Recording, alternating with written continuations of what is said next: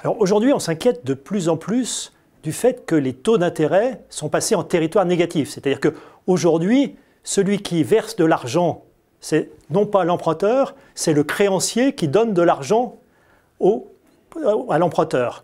Alors, est-ce que c'est nouveau? Alors, ce qui est nouveau, c'est que les taux d'intérêt, ce qu'on appelle les taux d'intérêt nominaux, sont négatifs.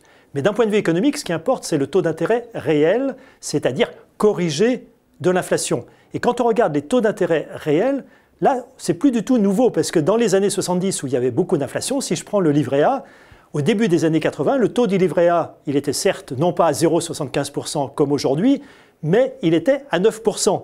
Mais à ce moment-là, l'inflation était à 12%. Donc le taux réel était à moins 3%.